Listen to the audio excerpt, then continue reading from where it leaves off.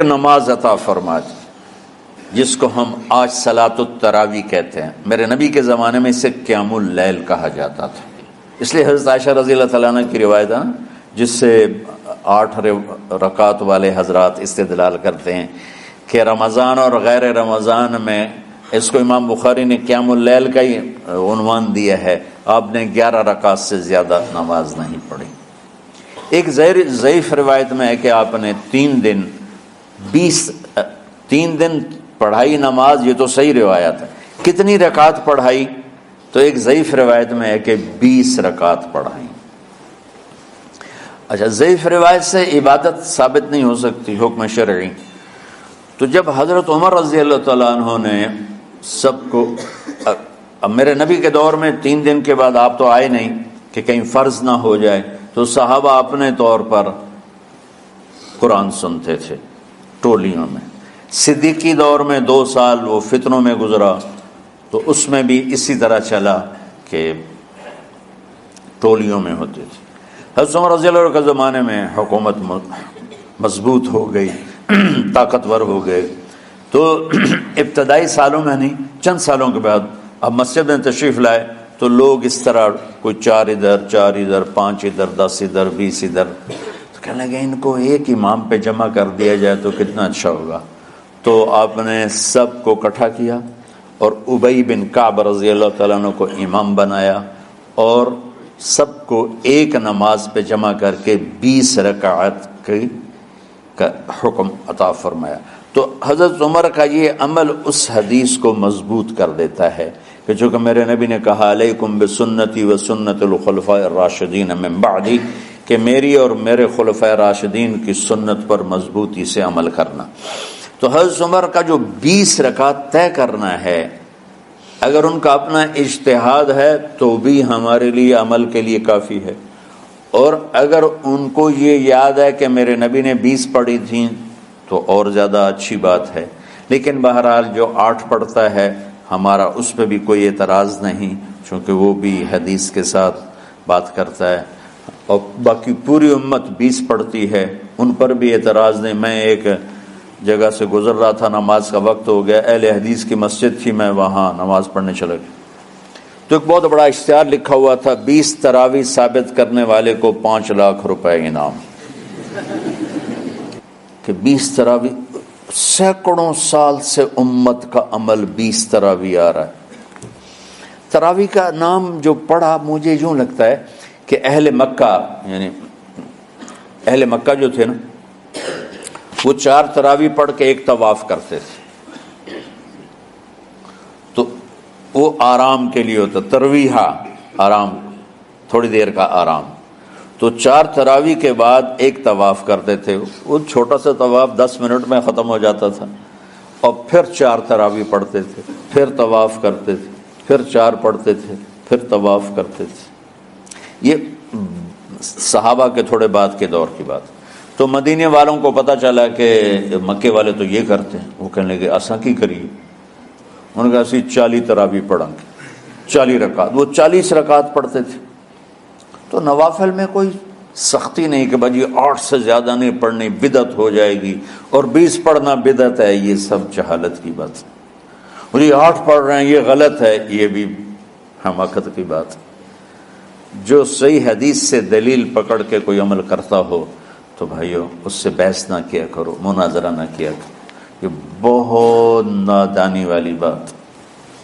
اور امت کا خلق، لاکھوں کروڑوں انسانوں کا ایک عمل پہ جمع ہونا، یہ بذات خود اس کی طاقت کی ایک دلیل. اور حرمین جب سے میرے رب نے حضرت عمر نے 20 رکعت شروع کی، آج تک وہاں بھی ساری مساجد میں 8 رکعت تراویح ہوتی ہے، لیکن حرمین کی مسجد میں 20 رکعت، ادھر بھی ادھر بھی. اور یہ جو وہ وہاں ختم قرآن پہ دعا نہیں مانگی جاتی، یہ کس کا عمل ہے؟ حضرت عثمان کا. حضرت عثمان نے اپنے دور خلافت میں تراویح پڑھانے والے سے کہا جب قرآن ختم کرو تو دعا کرنا. وہ کہنے لگے جی کیا دعا کروں؟ کہ جو تیرے دل میں آئے کرنا. تو ختم قرآن کی رات تراویح کی آخری رکعت میں من الجنت والناس کے بعد دعا کے لیے ہاتھ اٹھانا، یہ حضرت عثمان رضی اللہ تعالیٰ عنہ نے اس کو زندہ فرمایا۔ اور امام دعا کرتا تھا 1 منٹ 10 منٹ 20 منٹ جتنے بھی، اور پیچھے لوگ آمین کہتے تھے۔ وطر کی جماعت نہیں ہوتی تھی، وطر کو باجماعت حضرت علی رضی اللہ تعالیٰ عنہ نے شروع کی کہ وطر کو بھی باجماعت پڑھا جائے، تو یہ ان کی سنت ہے کہ وطر کو باجماعت پڑھا گیا۔ تو اب یہ لہٰذا یہ سارے سنت جو کام ان خلفۂ راشدین سے ہوا وہ بھی سنت ہے۔ تو اللہ نے ہمیں ایک عبادت دے دی کہ میرا قرآن پڑھو اور سنو۔ پہلی امتوں کو تراویح کیوں نہیں تھی یا قیام اللیل کیوں نہیں تھا؟ کہ ان کو اپنی کتاب یاد ہی نہیں ہوتی تھی، وہ اپنی کتاب کے حافظ نہیں ہوتے تھے، وہ اپنی کتاب یاد ہی نہیں کر سکتے تھے، صرف نبی کو یاد ہوتی تھی۔ اللہ نے ہمارے لیے کتنا آسان کر دیا کہ 7 سال کے یہ چھوٹے چھوٹے بچے قرآن یاد کر رہے ہیں، 70 سال کا بوڑھا قرآن یاد کر رہا ہے۔ یہیں یہ مولوی یوسف صاحب کا ساتھی تھا یا پتہ نہیں ان سے پہلے تھا، سلمان، مولوی سلمان، آج کل امریکہ میں ہوتے ہیں، ہماری ایک شاخ چلا رہے ہیں ماشاءاللہ۔ وہ شروع میں یہاں تھے، تو یہاں تراویح پڑھانے کے لیے ہمارے پاس حافظ کوئی نہیں تھا، وہ حافظ نہیں تھے، وہ صبح بیٹھ کے شام تک 1 سپارہ یاد کرتے اور رات عشاء کی نماز میں سنا دیتے۔ 30 دن میں قرآن یاد کر کے سنا دی۔ مطلب یہ سنی سنائی بات نہیں، ہمارے اسی حسنین، اسی ممبر اور محراب کی بات کہ یہیں اسی مسجد میں انہوں نے صبح سے مغرب تک یاد کرتے تھے اور پھر عشاء میں کھڑے ہو کے سنا دیتے تھے۔ پیچھے ہوتے تھے لقمہ کوئی دینے والا شاید، لیکن بہت خوبصورت پڑھ کے 1 دن میں یاد کر کے سنا دیا۔ اور ایک مجھے نام بھول گیا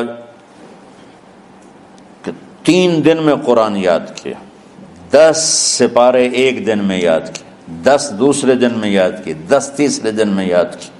وَلَقَدْ يَسَّرْنَا الْقُرْآنَ لِلذِّكْرِ فَهَلْ مِن مُدَّكِرٍ۔ تو اللہ تعالیٰ نے اس کو نصیحت کے لیے بھی آسان کیا ہے اور یاد کرنے کے لیے بھی آسان کیا ہے۔ کوئی کتاب پہلے یاد نہیں ہوتی تھی کسی کو، ماشاءاللہ تم میں کتنے حفاظ بیٹھے ہیں اللہ کے فضل سے۔ تو اللہ نے ہمیں رات کی نماز عطا فرمائی، اور چونکہ یہ ایک مشقت ہے تو میرے نبی نے کہا یہ رات کی نماز کے ہر سجدے پر 1500 نیکی لکھی جاتی، 1500 نیکی لکھی جاتی۔ اور اللہ تعالیٰ ہر سجدے پر جنت میں ایک محل بناتا ہے جس کے 60,000 سونے چاندی کے دروازے ہوتے، اور ایک درخت اس کے لیے لگاتا ہے جس کے نیچے 100 سال گھوڑا دوڑ سکتا ہے۔ تو رمضان کا اہتمام آپ رجب سے شروع فرما دیتے تھے۔ میرے نبی نے 9 رمضان دیکھے، 9 رمضان اپنی زندگی میں، 9 رمضان۔ 10ویں رمضان سے پہلے آپ اللہ کے پاس تشریف لے گئے۔ آپ کی زندگی میں روزے فرض ہونے سے آپ کی وفات تک 9 رمضان گزرے، اور میں قربان جاؤں اپنے نبی پر، اپنی امت پہ کیسی شفقت تھی۔ آپ سحری کھاتے تھے بالکل آخری وقت، ادھر بلال اذان دے رہا ہے اور ادھر آپ آخری لقمہ کھا رہے ہیں، اور ادھر سورج نیچے ہوا اور آپ کھجور منہ میں۔ ایک آدمی اوپر کھڑا ہوتا تھا مدینے میں تو وہ چھت پہ، گھر کی چھت پہ کھڑا ہوتا تھا، سفر میں ہے تو وہ کسی پہاڑی پہ کھڑا ہوتا تھا۔ جو ہی سورج کا کنارہ نیچے جاتا اب فوراً وہ کہتا یا رسول اللہ قد غربت، تو آپ کھجور منہ میں ڈال لیتے تھے، یا پانی، کبھی پانی سے افطار فرماتے تھے، کبھی کھجور سے افطار فرماتے تھے، کہ میری امت پہ بھوک کا وقت کم سے کم آئے۔ آج کل جو یہ ہمارے افطاری کے اوقات ہیں نا، یہ سورج ڈوبنے کے بھی 2-2.5 منٹ بعد کے ہیں کہ احتیاطاً، ٹھیک ہے چلو احتیاط کر لو کوئی مسئلہ نہیں، لیکن اصل ہے ادھر چونکہ اب سورج ہمیں نظر ہی نہیں آتا ہے، اس طرح ہم گھرے ہوئے ہیں شہروں میں، دیہاتوں میں بھی اب اس طرح کا ماحول ہے کہ وہ نظر نہیں آتا ہے، تو بہتر کہ ادھر سورج غائب ہو، ادھر لقمہ منہ میں جائے، لیکن یہ تب ہے جب آپ نظر آ رہا ہو۔ اب جب آپ یہاں بیٹھے ہو حسنین میں تو یہاں تو کوئی سورہ نظر نہیں آئے گا، یہاں تو منار ہی نظر آئے گا، تو لہٰذا احتیاط ٹھیک۔